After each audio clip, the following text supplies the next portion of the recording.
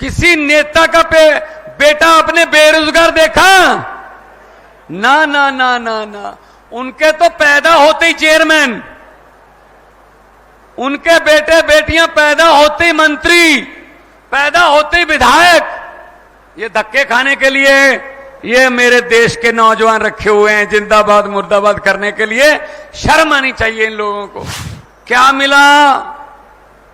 इनको वोट देते देते थक गए, ये वोट मांगते मांगते नहीं थके, खा गए देश को, अपनी कई पीढ़ियों का माल इकट्ठा कर लिया। 75 साल हो गए, अमेरिका वाले मंगल ग्रह पे प्लाट काटने की सोच रहे हैं और हम अभी सीवरेज के ढक्कनों में घुसे हुए हैं। सीवरेज के ढक्कन नहीं पूरे हो रहे हमसे के जा रोड़े कंकर मार के कीड़ा खत्म नहीं होता, समाप्त नहीं। उसके लिए स्प्रे की जो ढोली होती है ना, वो स्प्रे वाली जो ढोली होती है उसको कंधों पे रख के अंदर जाना पड़ता है, ऐसे पंप भी करना पड़ता है। किया हुआ है ये काम सब। गांव से आए हैं, जिम्मेदारों का बेटा हूं, हर काम किया खेती का। पत्रकारों ने मुझसे पूछा आप बहुत ऊंचाई पर चले गए। मैंने कहा अच्छा जी, अब क्या करें फिर? कहते आपको डर नहीं लगता? मैंने कहा किस बात का? कहीं नीचे आ गए तो? मैंने कहा जी 30-30, 40-40 फुट गहराई वाले ट्यूबवेल के गड्ढों में से निकल के आए हैं, उससे नीचे तो पानी है। ना हमें गहराई से डर लगता है, ना हमें ऊंचाई से डर लगता है।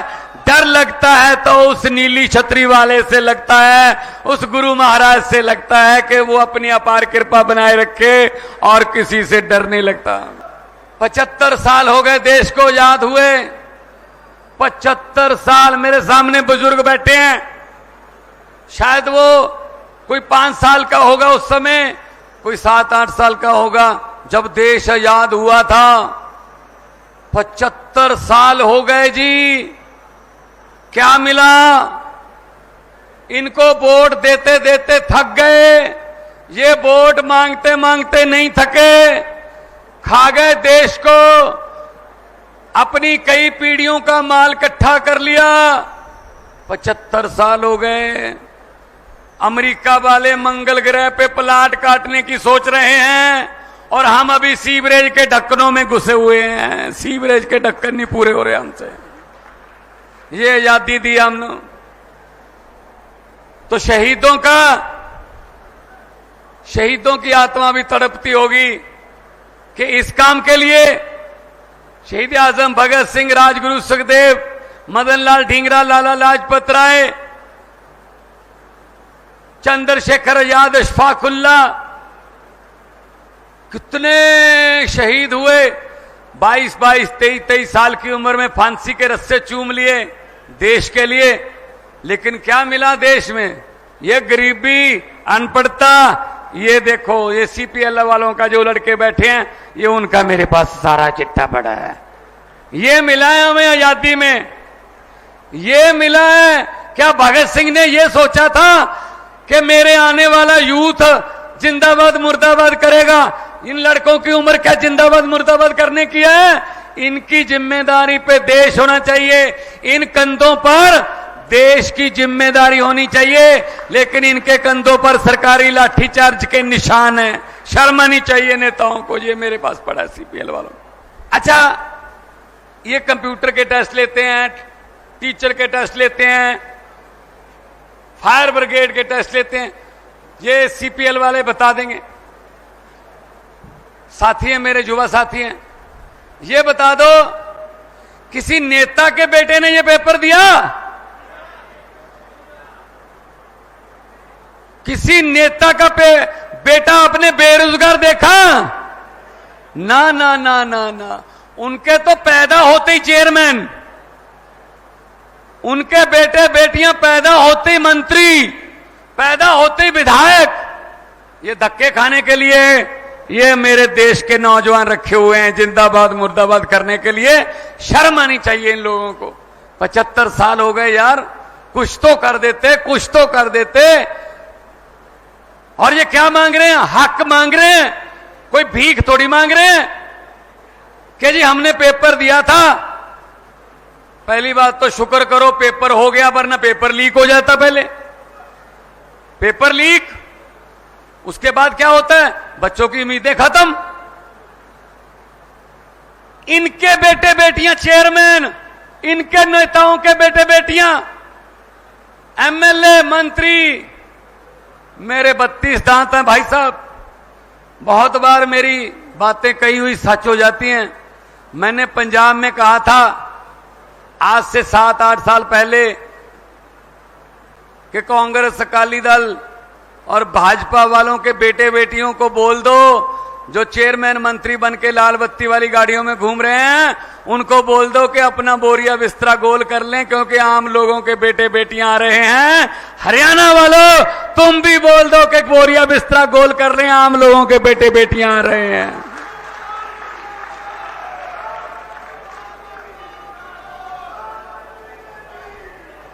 ये मेरे साथी बैठे हैं, जितने साथी बैठे हैं, आपको लगता है कोई पॉलिटिकल बैकग्राउंड से होगा, कोई अपना बिजनेस छोड़ के आया है, कोई अपना काम कर रहा है, कोई अभी पढ़ाई कर रहा है।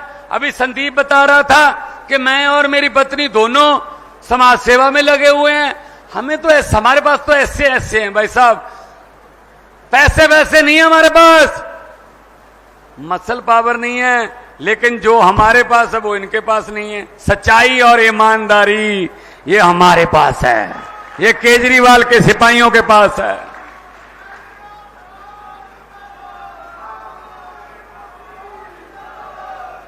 भाई साहब 2 साल 6 महीने, लगभग 2.5 साल हो गया पंजाब में सरकार बने। 2.5 साल में 44,250 सरकारी नौकरियां देके आपके सामने आपका बेटा खड़ा है। और फोन कर लेना, ज्यादा दूर नहीं है पंजाब, रिश्तेदारियां भी हैं, दोस्तियां भी हैं। फोन कर लेना, पूरे पंजाब से एक बंदा मिला देना मुझे जिसको नौकरी लेने के लिए 1 रुपया या फिर 1 कप चाय का भी पिलाना पड़ा हो किसी मंत्री को या एमएलए को। मैं जिम्मेदार हूं भाई साहब।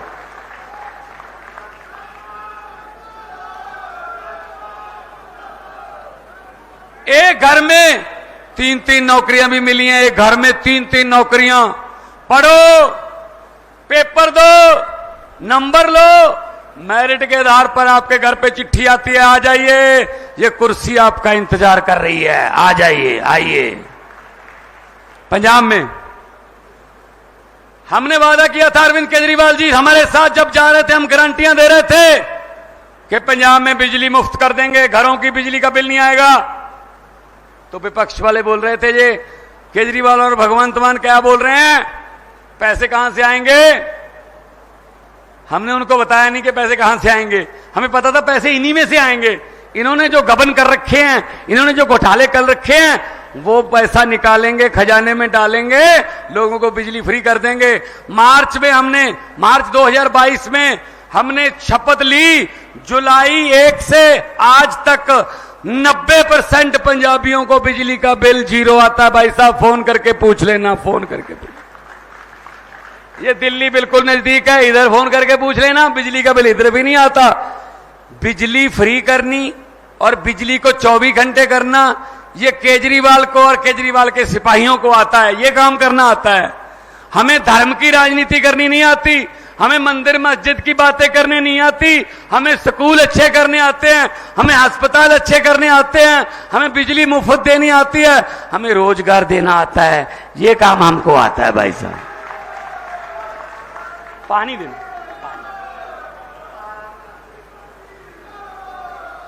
ये काम हमको आता है, क्योंकि हम आम लोगों से हैं।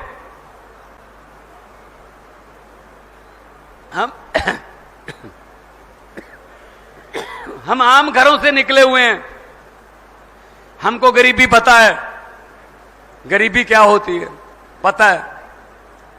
अपने पिंडे पे हंडाई है, इसीलिए पता है। इनको क्या पता जो सोने के चम्मच मुंह में लेके पैदा होते हैं, इनको क्या पता गरीबी क्या होती है।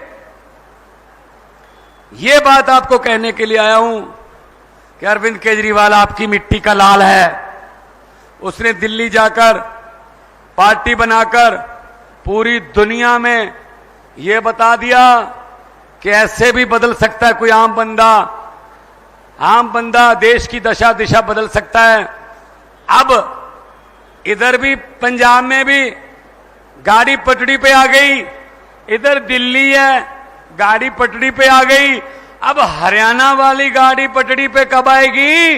1 अक्टूबर में आपके पास मौका है, आप अपनी गाड़ी पटड़ी पे ले आओ, देखते हैं फिर क्या होता है 3 स्टेटों में जब हमारी सरकार होगी। नौकरियां मिलेंगी।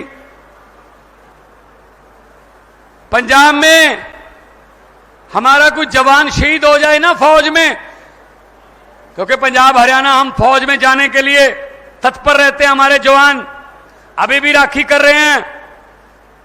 कारगिल की ठंड में, जैसलमेर की गर्मी में हमारे जवान रखवाली करते हैं। कई बार दुश्मन की तरफ से हमला हो जाता है, हमारे जवान शहीद हो जाते हैं। भाई साहब, जवान के शहीद होने की कोई कीमत नहीं है, किसी करेंसी में उसकी जान का मोल नहीं है, लेकिन कम से कम उसका परिवार आर्थिक तौर पे सही रहे। दिल्ली और पंजाब में, सिर्फ दिल्ली और पंजाब में ये सुविधा है, पूरे देश में बाकी नहीं है, क्योंकि दिल्ली और पंजाब में ईमानदार सरकार है, सच्ची देशभक्त लोगों की सरकार है। 1 करोड़ रुपया एक जवान की शहीदी के 10 दिन बाद 15 दिन बाद उनके घर पे जाके दे के आते हैं। मैं फिर कहता हूं, ये उसकी जान की कीमत नहीं है, ये मान सम्मान है उसके परिवार का। 1 करोड़ रुपया देते हैं भाई साहब। हमने पंजाब में नौकरियां दी, उसके अलावा बिजली फ्री करी। अब घर घर राशन जाता है, घर घर राशन जाता है, और सरकार आपके द्वार नाम का प्रोग्राम चलाया है। मैंने 23 के 23 जो हमारे डिस्ट्रिक्ट हैं, जो हमारे जिले हैं, उनको बोला, डीसी, आपके यहां कलेक्टर बोलते होंगे, हमारे यहां डिप्टी कमिश्नर बोलते हैं, कि हर हफ्ते में 2 बार कम से कम बड़े गांव में जाना है और वहां अनाउंसमेंट कर देनी है। आसपास के 3-4 गांव को और बुलाना है, चौपाल में बैठकर, पीपल के पेड़ की छांव में बैठकर रजिस्ट्रियां करनी है, लोगों के सरकारी काम करने हैं। लोग नहीं आएंगे कचहरी में, अफसर लोगों के पास जाएंगे। सरकार आपके द्वार नाम का प्रोग्राम आ जाएगा। सब कुछ हो सकता है अगर नीयत साफ हो, लेकिन ये क्या करते हैं, ये हमें लड़ाते रहते हैं। इस समाज वाले अगर आ गए तो इस समाज वालों की घरों की टूटियां उखाड़ के ले जाएंगे, मंगलसूत्र छीन लेंगे, पता नहीं क्या, ये वो हमको आपस में लड़ाते रहते हैं। इस पे एक बात सुनानी चाहता हूं, याद रहेगी आपको, और दोस्तों मित्रों को सुनाना। भगवंत मान आया था, ये बात सुना के गया था, कैसे लुटेरे कहां हैं और हम कहां ढूंढ रहे हैं।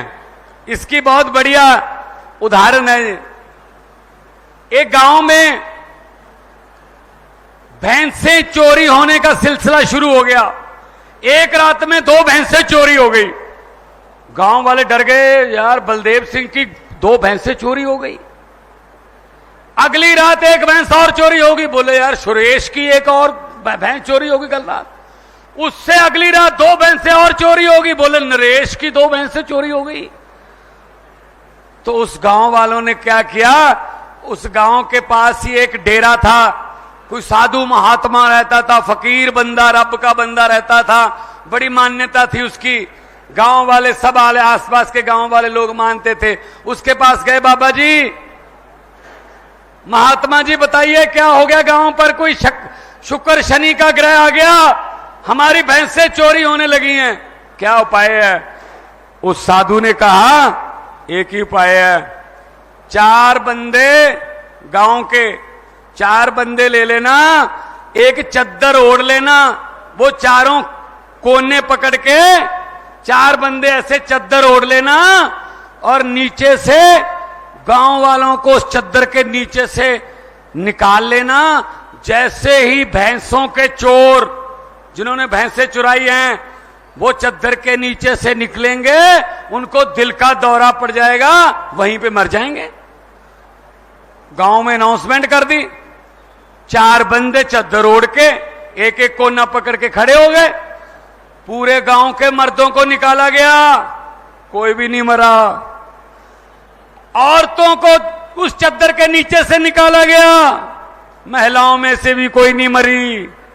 कहते चलो बच्चों को भी निकाल देते हैं। अब बच्चों को चद्दर के नीचे से निकाला गया, कोई भी नहीं मरा। पूरे गांव को चद्दर के नीचे से निकाल दिया, लेकिन कोई भी नहीं मरा। गोहाना वालों, पता क्यों? क्योंकि जो भैंसे चोरी करने वाले थे वो तो चद्दर पकड़ के खड़े थे। अरे मरेगा कौन? चोरों के पास तो चद्दर है।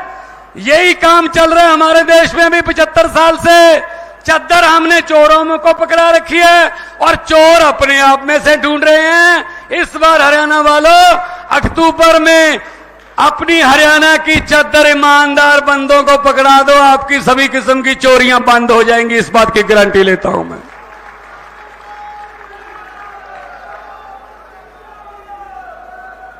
क्योंकि हुकूमत वो करते हैं जिनका दिलों पर राज होता है। यूं कहने को तो मुर्गे के सर पे भी ताज होता है।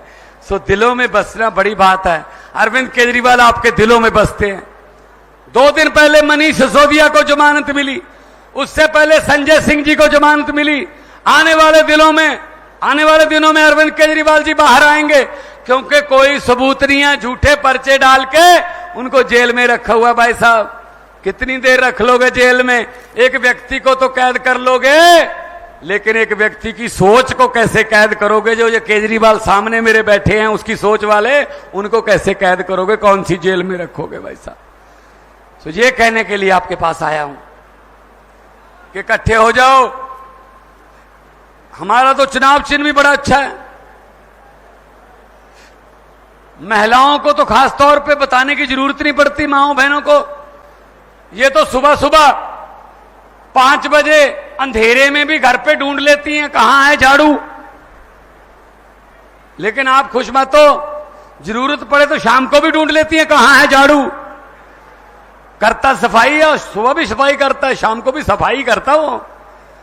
तो इस झाड़ू से पहले हम सिर्फ दुकान या मकान साफ करते थे। आने वाले दिनों में अरविंद केजरीवाल की अगुवाई में पूरा हिंदुस्तान साफ किया जाएगा इस झाड़ू से भाई साहब।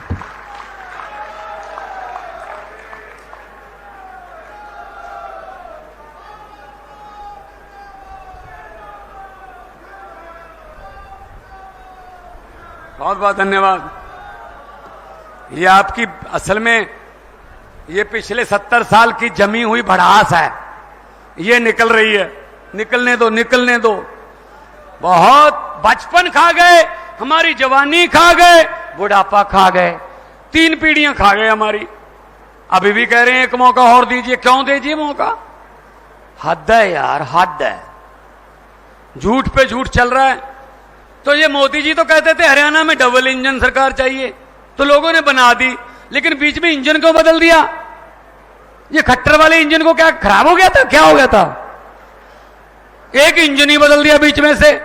भाई साहब, डबल इंजन की नहीं, हरियाणा को नए इंजन की जरूरत है। ब्रांड न्यू इंजन लगाओ। पंजाब वालों ने और दिल्ली वालों ने इंजन बदल लिए, देखो काम पटाख से काम हो रहे हैं। अफसर काम कर रहे हैं, रिश्वतखोरी बहुत कम हो गई है, खत्म होने की कगार पर है। और लोग खुश हैं कि हमारी सरकार है और हमारे मुख्यमंत्री को हम ऐसे ही रोक लेते हैं, हाथ दे के ऐसे। मैं रुक भी जाता हूं, क्योंकि हमने हाथ जोड़ के ये काम लोगों से मांगा है कि ये काम हमें दीजिए, तो हम करते हैं। काम करना चाहिए, हमारा फर्ज बनता है। तो आने वाले दिनों में गोहाना से, बड़ौदा से, सब जगह से आप अपने बेटे बेटियों को जिताओ, जिनको दुख पता है, जो आपके दुख तकलीफों को जानते हैं, उनको विधानसभा भेजो ताकि कानून भी वैसे बन के आए। वरना इनको क्या पता गरीबी क्या होती है। ये तो बड़े बड़े पहाड़ों के स्कूलों में पढ़े हैं, ना हिंदी आती है ढंग से, ना पंजाबी आती है, हाँ अंग्रेजी बोलते हैं। तो मेरे को एक टीवी शो पे मुझे पूछा कि हम नाम लेंगे, किसी नेता का नाम लेंगे, आपने उसी समय बताना है उसके बारे में कि कोई शेर भी बोल सकते हो या उसके बारे में जो आपके दिल में आता है, लेकिन अभी बताना पड़ेगा, रिहर्सल नहीं करनी इसमें। मैंने कहा बताओ। बोले सुखबीर बादल। मैंने कहा पहाड़ों वाले अंग्रेजी स्कूल में पढ़ा है, पंजाबी ना पढ़नी आती है, ना लिखनी आती है, ना बोलनी आती है, लेकिन पंजाब का वारिस बनना चाहता है, वो हो नहीं सकता काम। बोले कैप्टन अमरिंदर सिंह। मैं क्या महाराजा है पटियाला का, जब मुगलों का राज था मुगलों के साथ थे, जब अंग्रेजों का राज था अंग्रेजों के साथ थे, जब कांग्रेस का राज था कांग्रेस के साथ थे, जब अकाली दल का राज था अकाली दल के साथ थे, आजकल भाजपा का राज है तो भाजपा के साथ है, ये पब्लिक के साथ तो कभी हुए ही नहीं। बोले जी नरेंद्र मोदी। मैंने कहा किसी भी बात को कहीं पे भी जोड़ के कहीं पे भी झूठ बोल सकते हैं। कहते कैसे? मैंने कहा चंद्रयान का, मोदी जी चंद्रयान का लॉन्चिंग पे गए, इसरो वालों ने चंद्रयान लॉन्च करना था, तो वहां जाके भाषण देने लगे मोदी जी कि मेरा इसरो से पुराना नाता है। मैंने सोचा 8वीं क्लास का सर्टिफिकेट मिल नहीं रहा, ये इसरो कहां से आ गई? इसरो तो पढ़े लिखे लोगों का काम है, साइंसदानों का काम है ये तो। मैंने कहा ये नाता कैसे जोड़ेंगे? बोले जब मैं स्कूल में पढ़ता था, 3री 4थी क्लास में था, पढ़ाई में मेरा हाथ तंग था, इसीलिए मुझे हर एक टीचर आके बोलता था अब तू इसरो में बैठ, अब इसरो में, अब इसरो में, अब इसरो में, इसलिए मेरा इसरो से पुराना नाता है। बोले अरविंद केजरीवाल। मैंने कहा भगत सिंह का शेर याद आता है कि इस कदर वाकिफ हो गई है मेरी कलम मेरे किरदार से, इस कदर वाकिफ हो गई है मेरी कलम मेरे किरदार से कि इश्क भी लिखना चाहता हूं तो इनकलाब लिखा जाता है। और सबसे मुश्किल सवाल पूछ लिया, बोले भगवंत मान। अब मैं अपने बारे में क्या बोलूं? मैंने कहा यार इसका तो फिर एक ही जवाब है कि जे मैं देखा अमला बल्ले तो कुछ नहीं मेरे पल्ले, जे मैं देखा अमला बल्ले तो कुछ नहीं मेरे पल्ले, जे मैं देखा लोकां दी रहमत बल्ले तो बल्ले बल्ले बल्ले।